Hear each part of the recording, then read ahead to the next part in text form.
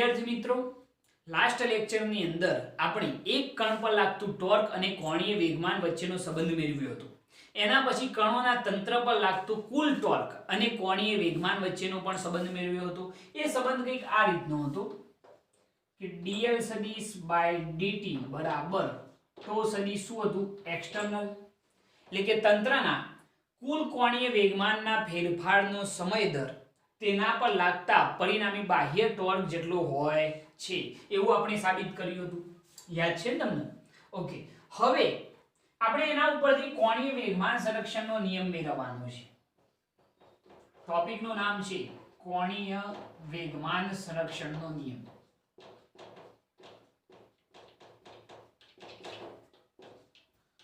Okay, હવે નિયમની અંદર આપણે શું જોવાનું છે જરા જુઓ.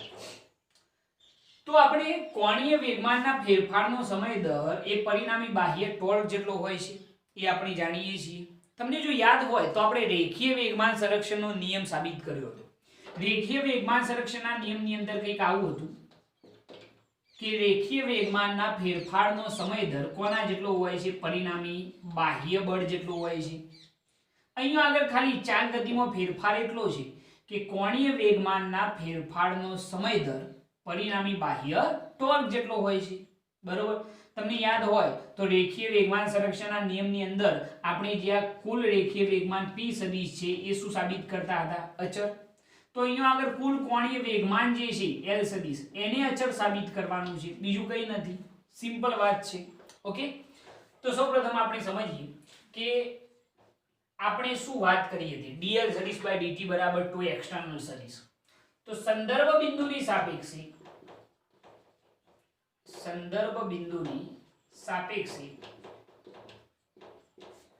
કણોના તંત્ર પરના કુલ કોણીય વેગમાનના, જરા ધ્યાન રાખજો, કુલ કોણીય વેગમાનના ફેરફારનો સમય દર, કુલ કોણીય વેગમાનના ફેરફારનો સમય દર તે જ બિંદુને અનુલક્ષીને અથવા તો તે જ બિંદુની સાપેક્ષે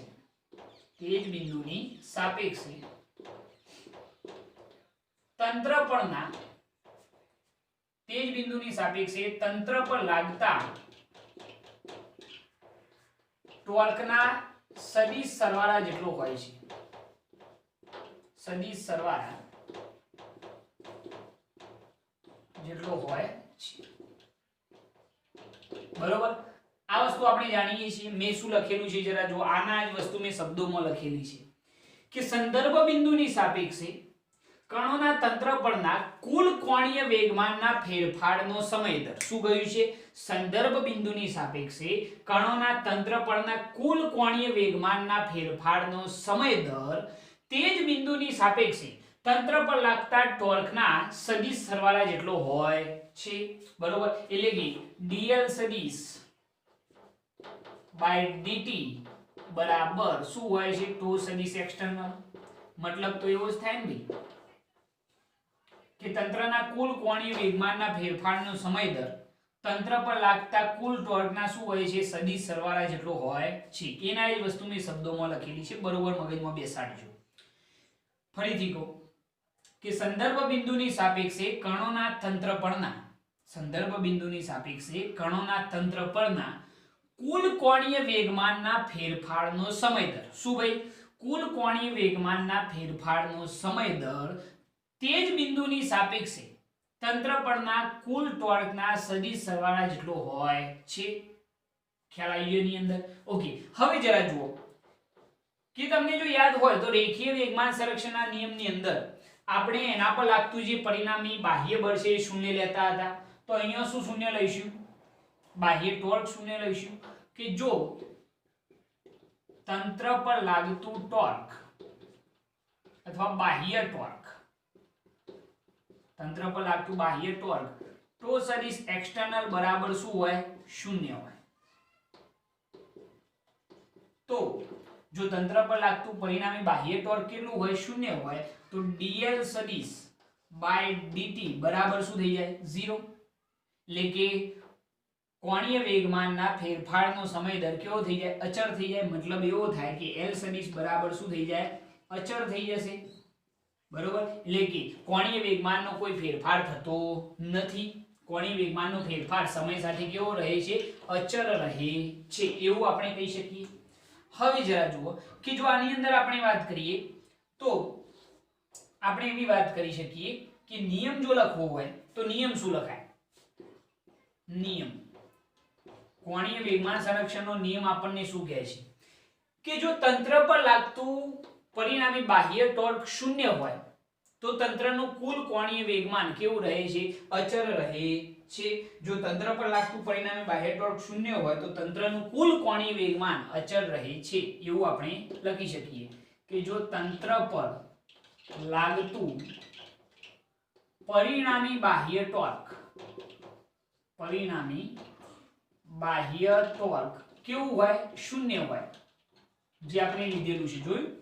જો તંત્ર પર લાગતું પરિણામી બાહ્ય ટોર્ક શૂન્ય હોય તો તંત્રનું કુલ કોણીય વેગમાન, કુલ કોણીય વેગમાન કેવું રહે છે? તો અચળ રહે છે. કુલ કોણીય વેગમાન કેવું રહે છે? અચળ. ક્યારે ભાઈ? કે જ્યારે ટો સદિશ એક્સટર્નલ બરાબર શું હોય? 0 હોય. જો તંત્ર પર લાગતું પરિણામી બાહ્ય ટોર્ક શૂન્ય હોય તો તંત્રનું કુલ કોણીય વેગમાન કેવું રહે છે? અચળ રહે છે. એટલે કે L સદિશ બરાબર શું થઈ જાય? અચળ. જો કુલ કોણીય વેગમાન અચળ હોય તો આપણે એના ઘટકો સ્વરૂપે જો એને વિચારીએ તો L સદિશ બરાબર x ઘટક કેવો હોય તો Lx * i caret plus Ly * શું આવશે? j કેરેટ પ્લસ Lz * શું આવે? k caret. જો કોણીય વેગમાનના ફેરફારનો સમય દર અચળ રહેતો હોય તો Lx = Ly = Lz બરાબર શું થાય? અચળ થઈ જાય. કે બધી અક્ષોને અનુલક્ષીને કોણીય વેગમાનના ફેરફારનો સમય દર કેવો થઈ જશે? અચળ થઈ જશે. સિમ્પલ વસ્તુ. તો આ થઈ ગયો કોણીય વેગમાન સંરક્ષણનો નિયમ કે જો તંત્ર પર લાગતું પરિણામી બાહ્ય ટોર્ક શૂન્ય હોય તો તંત્રનું કુલ કોણીય વેગમાન કેવું રહે છે? અચળ રહે છે. ઓકે, આટલી વસ્તુ નોટ કરી લો, એના પછી આપણે આગળ ચર્ચા કરીએ. નોટ કરવાની. ઓકે, હવે આપણે જોઈએ દ્રઢ પદાર્થનું સંતુલન. હવે આપણે જોઈશું કે ભાઈ દ્રઢ પદાર્થ સંતુલન સ્થિતિમાં ક્યારે હોય અને સંતુલનના પ્રકાર કયા કયા છે એની આપણે થોડીક ચર્ચા કરવાની છે. તો સૌપ્રથમ આવે છે આપણું યાંત્રિક સંતુલન.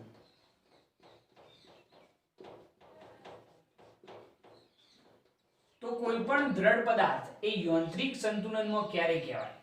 તો એની એક પ્રોપર વ્યાખ્યા આપણે લખીએ કે જો દ્રઢ પદાર્થના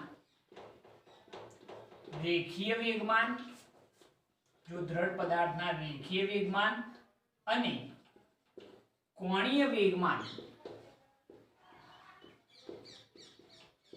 સમય સાથે બદલાતા ન હોય, સમય સાથે બદલાતા ન હોય એટલે કે રેખીય પ્રવેગ કે કોણીય પ્રવેગ, રેખીય પ્રવેગ કે કોણીય પ્રવેગ ધરાવતા ન હોય, ધરાવતા ન હોય તો તે પદાર્થ યાંત્રિક સંતુલનમાં છે તેમ કહેવાય. તો તે પદાર્થ યાંત્રિક સંતુલનમાં છે તેમ કહેવાય. તો આ વન લાઇનર ક્વેશ્ચનમાં પણ પૂછી શકાય છે, એટલે જરા ધ્યાન રાખજો કે યાંત્રિક સંતુલન સ્થિતિ ક્યારે કહેવાય? જો દ્રઢ પદાર્થના રેખીય વેગમાન અને કોણીય વેગમાન સમય સાથે બદલાતા ન હોય.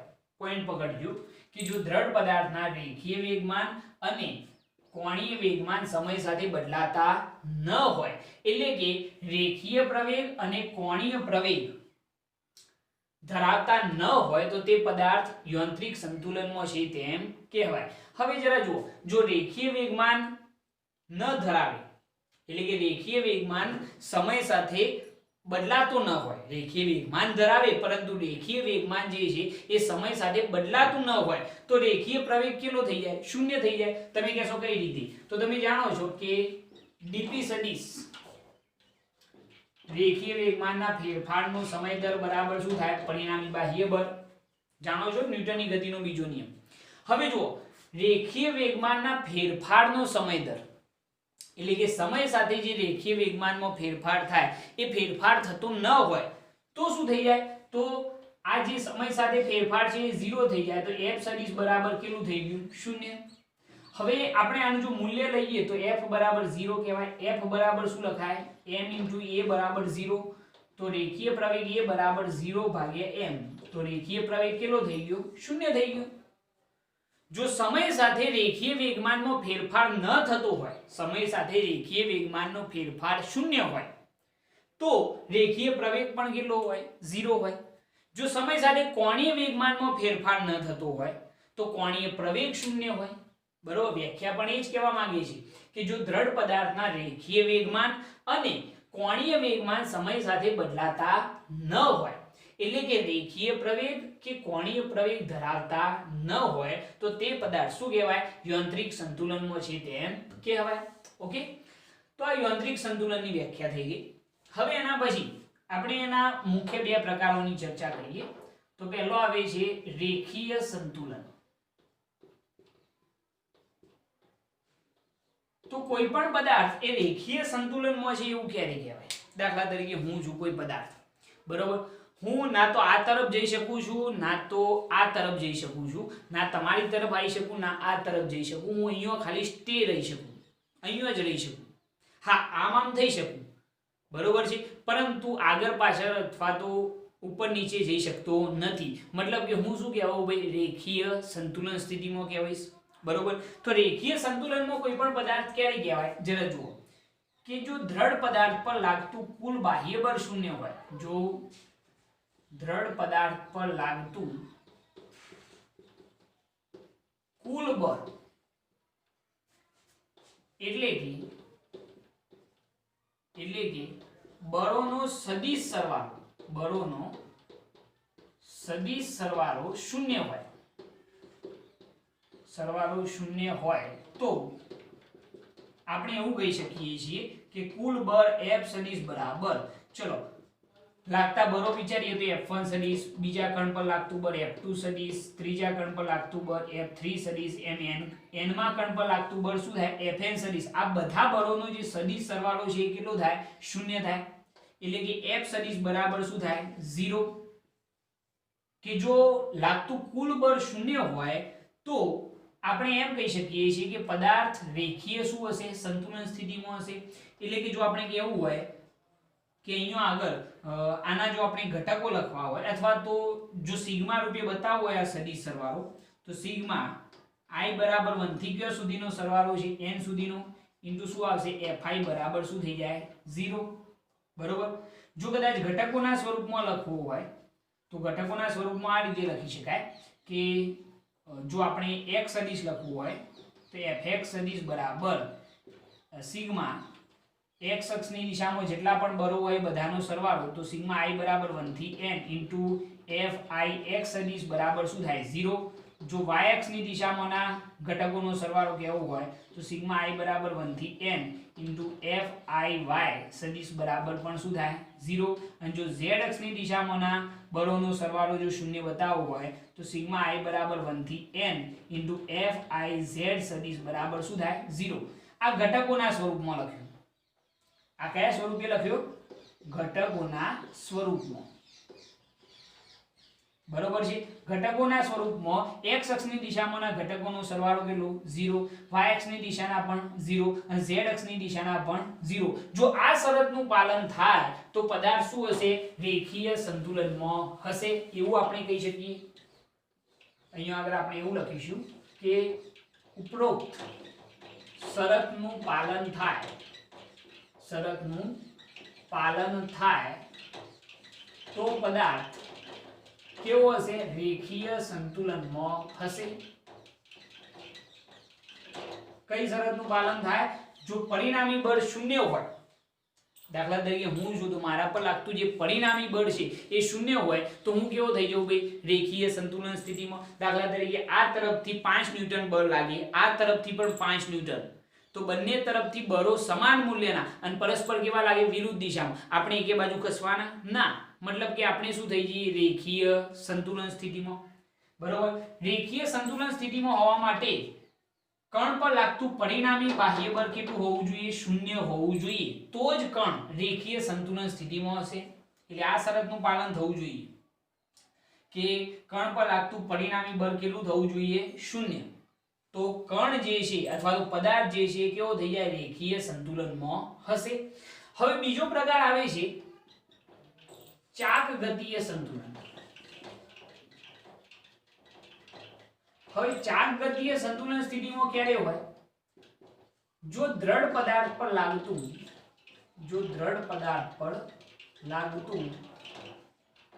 કુલ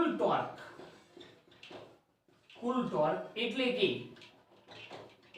ટોર્કનો સદિશ સરવાળો કેવો હોય? શૂન્ય હોય.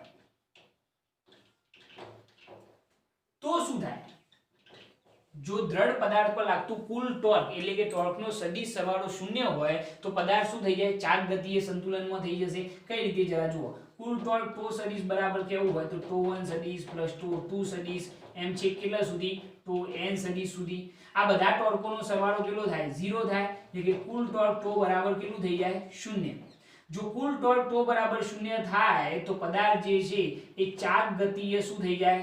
સંતુલન સ્થિતિમાં. ખ્યાલ આવ્યો? જો કુલ બળ શૂન્ય થાય તો પદાર્થ શું થઈ જાય? રેખીય સંતુલનમાં થઈ જાય. ખ્યાલ આવે છે? કુલ બળ શૂન્ય થઈ જાય તો રેખીય સંતુલનમાં, કુલ ટોર્ક શૂન્ય થઈ જાય તો શું થઈ જાય? ચાક ગતીય સંતુલનમાં થઈ જશે. આને જો આપણે સિગ્માના સ્વરૂપમાં બતાવવું હોય તો આ રીતે લખી શકીએ કે કુલ ટોર્ક ટો સદિશ બરાબર સિગ્મા i બરાબર 1 થી n સુધીનો સરવાળો ઇન્ટુ શું આવશે? ટો i બરાબર શું થઈ જાય? 0. કુલ ટોર્ક જે છે એ કેટલું થઈ ગયું? શૂન્ય થઈ ગયું. જે રીતે અહીંયા બતાવ્યું ને આપણે સિગ્મા i બરાબર 1 થી n, અહીંયા f સદિશ બરાબર લખી શકાય કે f સદિશ બરાબર સિગ્મા i બરાબર 1 થી n ઇન્ટુ fi બરાબર કેટલું થાય? શૂન્ય થાય. તો પદાર્થ શું થઈ જાય? રેખીય સંતુલનમાં. અને જો કુલ ટોર્ક શૂન્ય થાય તો પદાર્થ શું થઈ જાય? ચાક ગતીય સંતુલનમાં થઈ જાય. જો આપણે આને ઘટકોના સ્વરૂપમાં લખવું હોય તો ઘટકોના સ્વરૂપમાં કઈ રીતે લખી શકાય? જરા જુઓ. સમજી લો કે આપણે આને આ રીતે લખી શકીએ. જો x અક્ષની દિશામાંનો ઘટકો લખવા હોય તો ટો x સદિશ બરાબર સિગ્મા i બરાબર 1 થી n into toe i x સદિશ બરાબર શું થાય? 0. જો y અક્ષની દિશામાંના ઘટકોનો સરવાળો બતાવવો હોય તો સિગ્મા i બરાબર 1 થી n into toe i y સદિશ બરાબર પણ શું થાય? 0. અને જો z અક્ષની દિશામાંના ઘટકોનો સરવાળો બતાવવો હોય તો સિગ્મા i બરાબર 1 થી n into toe i z બરાબર પણ શું થાય? 0 થઈ જાય. બરોબર. આ જે લખ્યું આપણે ઘટકોના સ્વરૂપમાં લખ્યું. જો આ શરતનું પાલન થાય, જો કુલ ટોર્ક શૂન્ય થઈ જાય તો પદાર્થ શું થઈ જાય? ચાક ગતીય સંતુલનમાં થઈ જશે. અહીંયા એવું લખજો. આ થઈ ગયું આપણું ઘટકોના સ્વરૂપમાં. ખ્યાલ આવશે ને? તો અહીંયા આગળ એમ લખી દઈએ કે જો ઉપરોક્ત શરતનું પાલન થાય તો પદાર્થ શું થઈ જશે? ચાક ગતીય સંતુલનમાં હશે. જો આ શરતનું પાલન થાય, કુલ ટોર્ક શૂન્ય થઈ જાય તો પદાર્થ ચાક ગતિએ શું થઈ જાય? સંતુલનમાં. જો કુલ બળ શૂન્ય થઈ જાય તો રેખીય સંતુલનમાં થઈ જાય. તો આ બે મુખ્ય પ્રકાર થયા, રેખીય સંતુલન અને બીજું શું થયું? ચાક ગતીય સંતુલન. આ વ્યાખ્યા યાદ રાખજો યાંત્રિક સંતુલનની. યાંત્રિક સંતુલનમાં ક્યારે કહેવાય કે રેખીય વેગમાન અને કોણીય વેગમાન સમય સાથે બદલાતા ન હોય, એટલે કે પદાર્થ રેખીય પ્રવેગ કે કોણીય પ્રવેગ ધરાવતા ન હોય તો તે પદાર્થ શું કહેવાય? યાંત્રિક સંતુલનમાં છે તેમ કહેવાય. રેખીય સંતુલનમાં ક્યારે કહેવાય કે જ્યારે કુલ બળ શૂન્ય હોય તો પદાર્થ રેખીય સંતુલનમાં, અને જો કુલ ટોર્ક શૂન્ય હોય તો પદાર્થ શું થઈ જાય? ચાક ગતીય સંતુલનમાં થઈ જશે. ખ્યાલ આવ્યો આની અંદર? આને બરાબર નોટ કરો. એના પછી ત્રીજાની વાત કરીએ. ત્રીજું જોઈએ આપણે આંશિક સંતુલન. પહેલા આને નોટ કરો. ઓકે, હવે આપણે જોઈએ સંતુલનનો ત્રીજો પ્રકાર કે ભાઈ આંશિક સંતુલન સ્થિતિ કોને કહેવાય. હવે આંશિક સંતુલન એટલે તમે સમજી શકો છો કે ઘણી વખત પદાર્થ એવી સ્થિતિમાં હોય કે રેખીય સંતુલન સ્થિતિમાં હોય પરંતુ ચાક ગતિય સંતુલન સ્થિતિમાં ના હોય, અથવા તો ચાક ગતિય સંતુલન સ્થિતિમાં હોય પરંતુ રેખીય સંતુલન સ્થિતિમાં ના હોય, તો એવી પરિસ્થિતિને શું કહેવાય છે? આંશિક સંતુલનની સ્થિતિ. એટલે કે રેખીય સંતુલનમાં હશે તો ચાક ગતિય સંતુલનમાં નહીં હોય, અને જો ચાક ગતિય સંતુલનમાં હશે તો રેખીય સંતુલનમાં નહીં હોય. તો એવા સંતુલનને શું કહેવાય છે? આંશિક સંતુલન સ્થિતિ. મેં વ્યાખ્યા લખેલી છે, જરા જુઓ કે જો પદાર્થ રેખીય સંતુલનમાં હોય પણ ચાક ગતિય સંતુલનમાં ન હોય, અથવા ચાક ગતિય સંતુલનમાં હોય પરંતુ રેખીય સંતુલનમાં ના હોય, તો તે પદાર્થ આંશિક સંતુલનમાં છે તેમ કહેવાય. બરોબર? એટલે કે એકમાં હોય તો બીજામાં ના હોય, બીજામાં હોય તો પહેલામાં ના હોય, એવી જ વસ્તુ થઈ. ઓકે, સમજાવું. જો ઉદાહરણ તરીકે સમજી લો કે હું એમ કહું કે અહીંયા આગળ એક આપણે આ રીતનો સળિયો વિચારી લઈએ. બરોબર? આ સળિયાનું મધ્ય કેન્દ્ર અહીંયા છે, દ્રવ્યમાન કેન્દ્ર. હવે આના ઉપર આ બે બિંદુઓ છે A અને B. આના ઉપર બે બળો લાગે છે. એક બળ અહીંયા આગળ લાગે અને એટલા જ મૂલ્યનું બળ અહીંયા આગળ લાગે. તો આ જે પદાર્થ છે એ રેખીય સંતુલનમાં હશે. રેખીય સંતુલન એટલે શું ખ્યાલ છે ને? હું અહીંયા આગળ છું તો હું અહીંયા આગળથી આમે ના જઈ શકું, આમ પણ ના જઈ શકું, અથવા આગળ પણ ના જઈ શકું, અથવા પાછળ પણ ના જઈ શકું. એટલે કે અહીંયા નહીં રહું. આના માટે એવું થશે, વિચારીને કહો કે આ સળિયા પર લાગતા બે બળો, આ F સદિશ, આ F સદિશ, બંને સમાન મૂલ્યના, પાછા કેવા છે? એક જ દિશામાં નીચે તરફ છે. તો આ સળિયો કયો જશે? ભાઈ સ્વાભાવિક વસ્તુ સાહેબ, નીચે તરફ જ જશે. કઈ તરફ જશે? નીચે તરફ. મતલબ કે આ રેખીય સંતુલનમાં નથી. તો અહીંયા આગળ આપણે એમ કહી શકીએ કે સિગ્મા F સદિશ is does not equal to 0. પરિણામી બળ શૂન્ય હશે નહીં, કંઈક ના કંઈક બળ મળશે, કારણ કે બંને બળો એક જ દિશામાં અને સમાન મૂલ્યના. તો આ દિશામાં ગતિ થશે. મતલબ કે પદાર્થ રેખીય સંતુલનમાં નથી. રેખીય સંતુલનમાં હોવા માટે શું જરૂરી છે? યાદ છે ને? સિગ્મા F સદિશ બરાબર શું થવું જોઈએ? 0. અહીંયા સિગ્મા F સદિશ does not equal to 0 છે. પરિણામી બળ કંઈક ના કંઈક મળશે, તો રેખીય સંતુલનમાં નથી. બરોબર છે? ઓકે, ચાક ગતિય સંતુલનમાં છે. ચાક ગતિય સંતુલનમાં હશે, જરા વિચારો. હવે ચાક ગતિય સંતુલન માટે મેં તમને શું કહ્યું હતું કે કુલ ટોર્ક શૂન્ય થવું જોઈએ. તો અહીંયા આગળ સમજી લો કે આ દ્રવ્યમાન કેન્દ્ર, તો R સદિશ આ દિશામાં, F સદિશ આ દિશામાં. તો ટોર્ક કઈ તરફ લાગે? જરા વિચારો. R સદિશ આ દિશામાં, F સદિશ આ દિશામાં. તો R થી F તરફ, એટલે ટોર્ક જે છે R થી F તરફ, એટલે R આ દિશામાં, F નીચે તરફ. તો ટોર્ક કઈ તરફ લાગે? અથવા તો આ રીતે વિચારો કે આ રીતે આ સળિયો છે, R સદિશ આ દિશામાં છે, બળ આમ લાગે છે. તો ટોર્ક કઈ તરફ આવશે? આમ આવશે. એટલે કે ટોર્ક જે છે આ દિશામાં. બરોબર છે? અહીંયા આગળ વિચારો, આ છેડો છે એના માટે. તો અહીંયા આગળ R સદિશ આમ, બળ F સદિશ આમ. તો ટોર્ક કઈ તરફ લાગે? આમ લાગશે. બરોબર? એટલે ટોર્ક આ દિશામાં. તો બંને પર લાગતા જે ટોર્ક છે, A પર લાગતું ટોર્ક આમ છે અને B પર લાગતું ટોર્ક આમ છે. બંને સમાન મૂલ્યના, પરસ્પર કેવા થઈ ગયા? વિરુદ્ધ દિશામાં. એટલે કે કુલ ટોર્ક જે છે એ કુલ ટોર્ક અથવા તો સિગ્મા ટો સદિશ બરાબર શું થઈ જાય? 0. સમજો છો ને ભાઈ? ટો સદિશ બરાબર શું હતું? R સદિશ ક્રોસ F સદિશ. R સદિશ આમ, F સદિશ આમ. R થી F તરફ ફેરવો તમે આમ. બરોબર છે? તો ટોર્ક આ દિશામાં. અહીંયા આગળ આપણે R થી F તરફ ફેરવીએ તો ટોર્ક આ દિશામાં. એટલે કે કુલ ટોર્ક કેટલું થઈ જાય? 0. મતલબ કે ચાક ગતિએ શું હશે? સંતુલનમાં. ખ્યાલ આવ્યો આની અંદર? આનું ટોર્ક આ દિશામાં થાય, આનું ટોર્ક આ દિશામાં થાય, તો કુલ ટોર્ક 0 થઈ ગયું.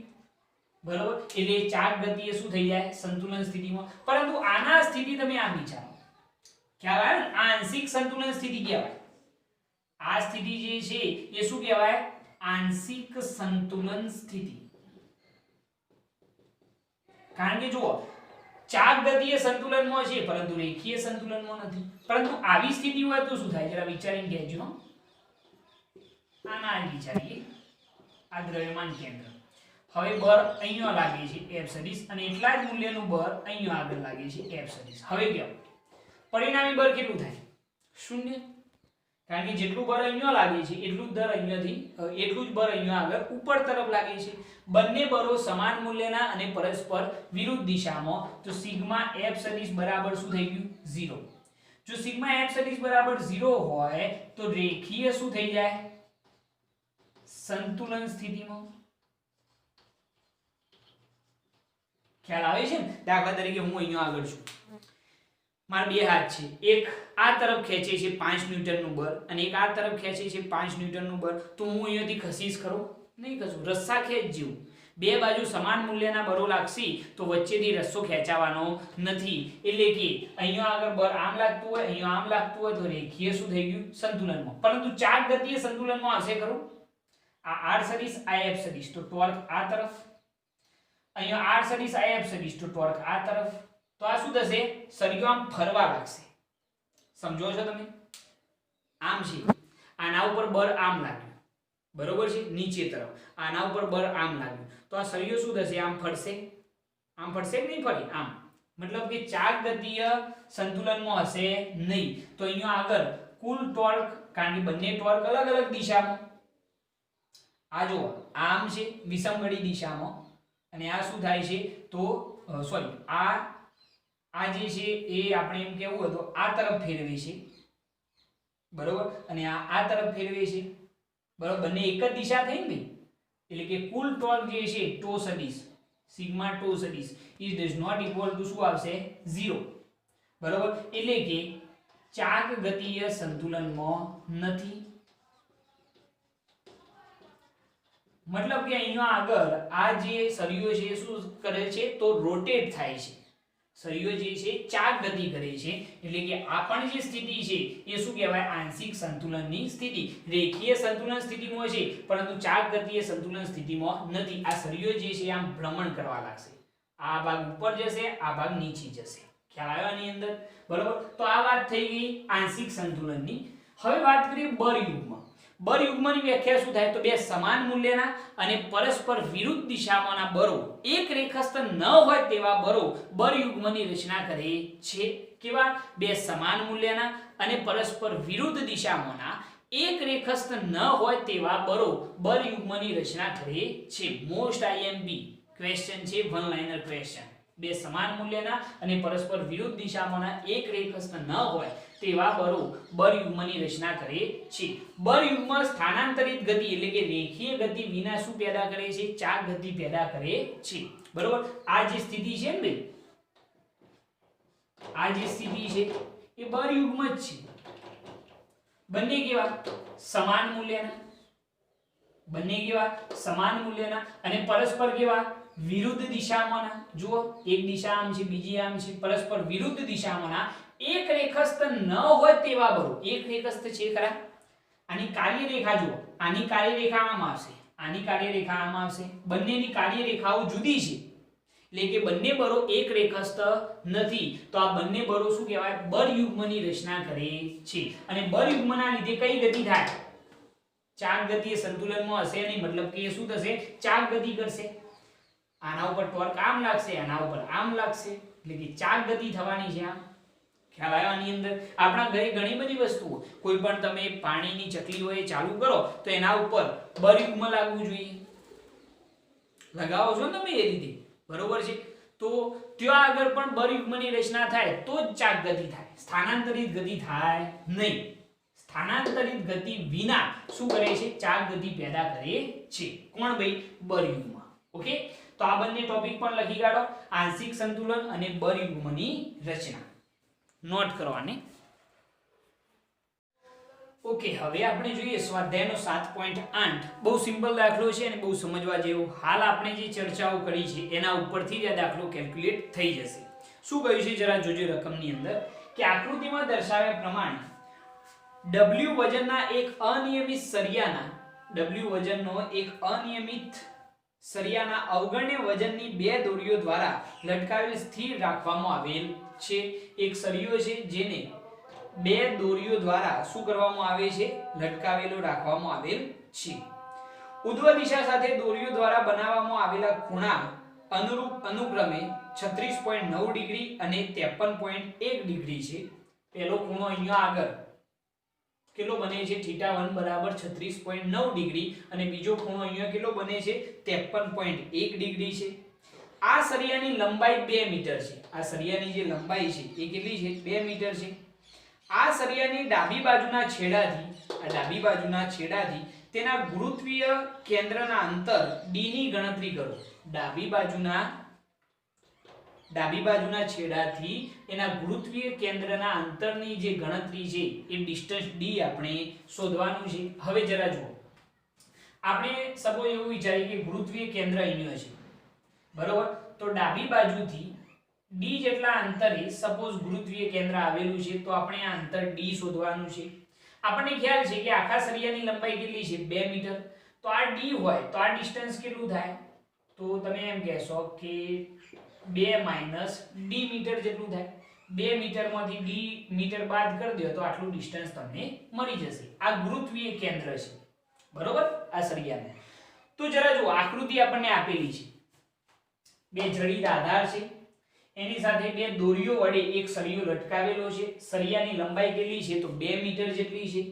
સળિયાનું જે ગુરુત્વીય કેન્દ્ર છે એ ડાબા છેડાથી કેટલા અંતરે છે? d અંતરે છે. એ અંતર d આપણે શોધવાનું છે.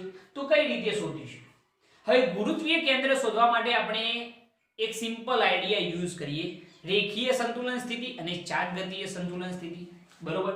હવે જરા જુઓ કે આપણે આ જે દોરીની અંદર ઉદ્ભવતું તણાવ છે એને આપણે નામ આપી દઈએ. આ પહેલી દોરીની અંદર જે તણાવ બળ ઉદ્ભવે એને T1 અને બીજી દોરીની અંદર જે ઉદ્ભવે એ T2, બરોબર? અહીંયા આગળ આપણે લખી કાઢીએ કે ધારો કે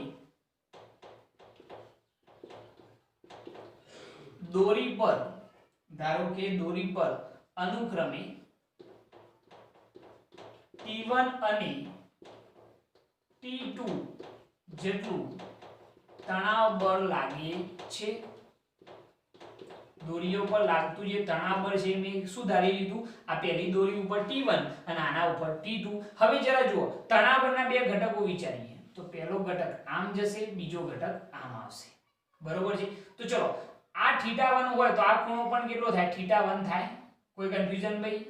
કારણ કે યુગ્મ કોણ બને જુઓ, આ θ1 હોય તો આ પણ θ1. તો આ ઘટક કયો થાય? cos θ ઘટક. તો આ શું થઈ જાય? T1 * cos θ1 અને આ ઘટક કયો થઈ જાય? T1 * sin θ1 થઈ જાય. ખ્યાલ આવે ને? T1 ના 2 ઘટકો, પહેલો T1 cos θ1, T1 sin θ1, જેની સાથે ખૂણો θ બને એ cos θ ઘટક આવશે. સેમ એ રીતે અહીંયા ચલો આના પણ 2 ઘટકો. ઓકે, તો આ θ2 ખૂણો છે તો આ પણ કેટલો થાય? θ2 થાય, કારણ કે યુગ્મ કોણ છે જુઓ. તો આ ઘટક કયો થઈ જાય? T2 * cos θ2 અને આ ઘટક કયો થઈ જાય? T1 * sin θ2 થઈ જશે. ખ્યાલ આવ્યો? આની અંદર 2 ઘટકો થઈ ગયા. Okay, T2 * sin θ2. તો પહેલા આ જ કામ તમારે કરવાનું છે કે બંને દોરીની અંદર તણાવ બળ વિચારવાનું. આ દોરીમાં T1, આની અંદર T2. હવે T1 ના 2 ઘટકો, પહેલો ઘટક T1 cos θ1, બીજો T1 sin θ1, બરોબર? અને T2 ના 2 ઘટકો વિચારવાના. તો પહેલો કયો આવશે? T2 cos θ2 અને આ કેટલો આવશે? T2 sin θ2. ઓકે, હવે જરા વિચારો કે રેખીય સંતુલન માટે મેં તમને શું શીખવાડેલું છે કે કોઈ પણ પદાર્થ રેખીય સંતુલનમાં ક્યારે હોય કે જ્યારે આ તરફથી લાગતું બળ અને આ તરફથી લાગતું બળ બંને કેવા હોય? સમાન હોય. કોઈ સપોઝ એવો સિચ્યુએશન એવી એક વિચારો કે કોઈ એવી રમત છે કે જેની અંદર અમુક વિદ્યાર્થીઓ આ તરફ ખેંચે છે અને અમુક વિદ્યાર્થીઓ આ તરફ ખેંચે છે. હવે બંને બાજુ સમાન મૂલ્યનું બળ લાગતું હોય અને દિશા વિરુદ્ધ હોય, આ તરફના આ તરફ ખેંચે અને આ તરફના આ તરફ ખેંચે, તો સમાન મૂલ્યનું પરસ્પર વિરુદ્ધ દિશામાં બળ લાગતું હોય તો પદાર્થ જે છે રેખીય શું થઈ જાય? સંતુલન સ્થિતિમાં. પરિણામી બળ ટૂંકમાં શૂન્ય થવું જોઈએ. તો એના માટે આપણે એવું વિચારી શકીએ કે આ જે સળિયો છે, ધ્યાનથી જુઓ, આ સળિયો 2 મીટર લંબાઈનો, એના બંને તરફ લાગતા જે બળો છે, જે તણાવ બળો છે, તણાવ બળના ઘટકો છે એ કયા છે? T1 sin θ1 અને T2 sin θ2. એ બંને જો સમાન થઈ જાય તો આ જે સળિયો છે એ રેખીય શું? ઓકે, હવે અહીંયા આગળ જોજો કે આપણે અહીંયા આગળ જો રેખીય સંતુલન વિચારીએ તો રેખીય સંતુલન કઈ રીતે વિચારી શકાય? તો એના માટે આપણે એવી વાત કરી શકીએ કે રેખીય સંતુલન સ્થિતિ, જો રેખીય સંતુલન વિચારવું હોય તો એના માટે કઈ રીતે વિચારી શકાય? સમજી લો કે હું અહીંયા આગળ ઊભો છું, હું સળિયો છું સપોઝ, આ તરફથી જેટલું બળ મને લાગે છે એટલું જ બળ આ તરફથી લાગતું હોય તો હું કોઈ તરફ ખસીશ ખરો? ના, હું અહીંયા આગળ સ્થિર જ રહીશ. આ તરફથી 5 ન્યૂટન બળ લાગે તો આ તરફથી પણ 5 ન્યૂટન, તો હું અહીંયાથી ખસવાનો નથી. તો અહીંયા તણાવ બળના કયા બે ઘટકોના લીધે આ સળિયો રેખીય સંતુલનમાં થાય? તમે કહેશો કે સાહેબ આ બંને ઘટકો, તણાવ બળના આપણે બે ઘટકો વિચારે ને, T1 ના બે ઘટકો કયા? T1 cos θ1, T1 sin θ1. T2 ના બે ઘટકો કયા? T2 cos θ2, T2 sin θ2. તો આ બંને ઘટકોના લીધે સળિયો જે છે રેખીય સંતુલનમાં હશે જો આ બંને બળો કેવા થઈ જાય? સમાન મૂલ્યના, કારણ કે બંને વિરુદ્ધ દિશામાં લાગે છે. તો અહીંયા આગળ એવું લખી શકાય કે T1 * sin θ1 = T2 * sin θ2 હોય તો સળિયો શું થઈ જાય? રેખીય સંતુલનમાં. હવે જરા જુઓ કે T1/T2 કરીએ, T1/T2 કરીએ તો અહીંયા શું થઈ જાય? sin θ2 / sin θ1. તો T1/T2 = sin θ2 બરાબર કેટલા છે ભાઈ?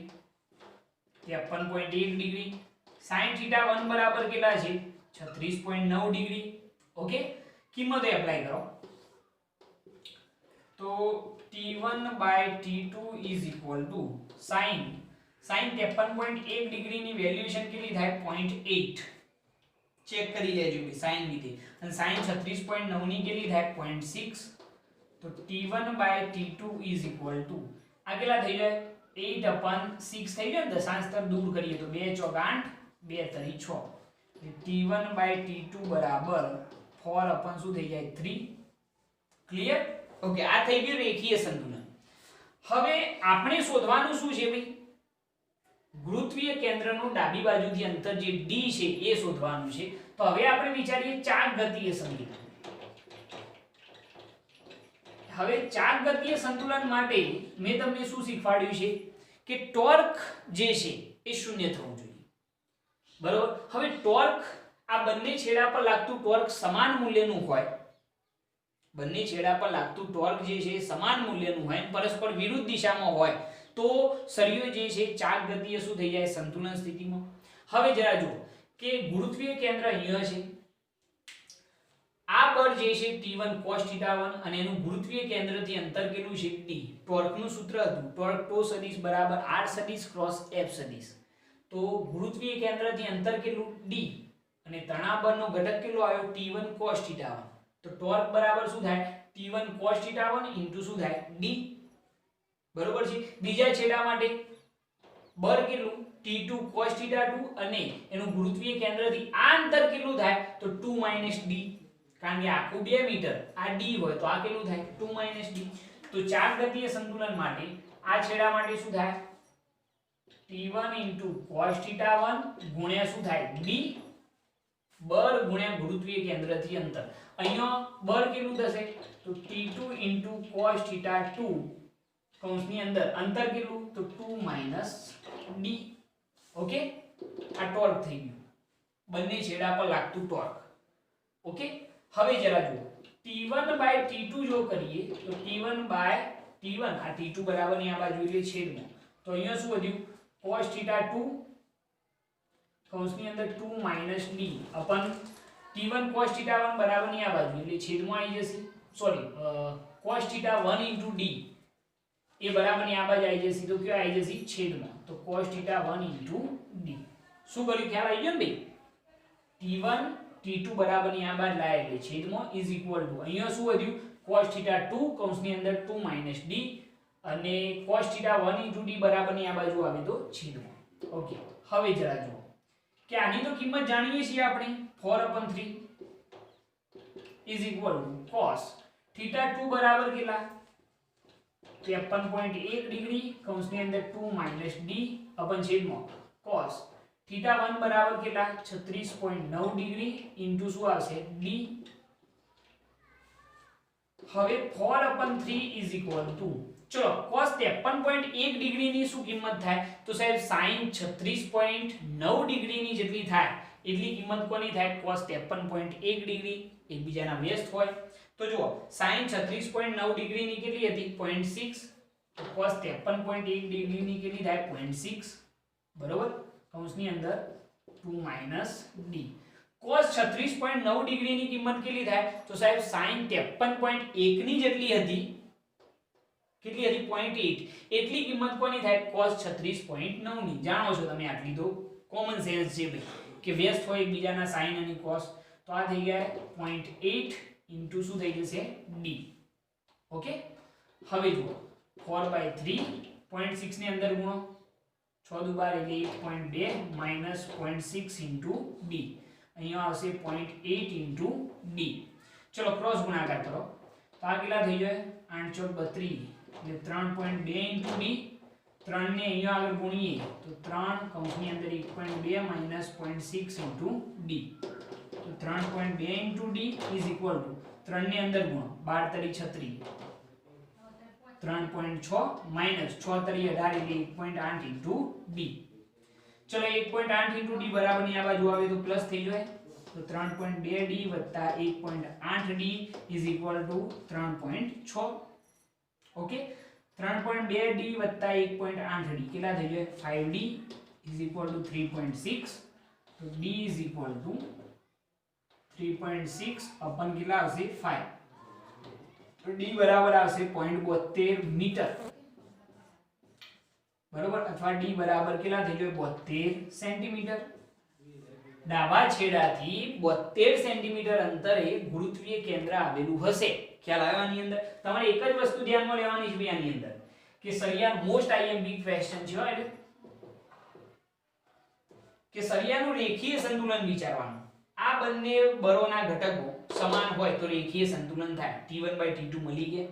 હવે ટોર્ક જો શૂન્ય હોય તો ચાક ગતિય સંતુલન. એટલે ભાઈ આ બર છે બરોબર, અને આ ગુરુત્વીય કેન્દ્રથી અંતર T1 * cos θ1 * d is equal to અહીંયા બર કેટલું? T2 * cos θ2 અને અંતર કેટલું? 2 - d.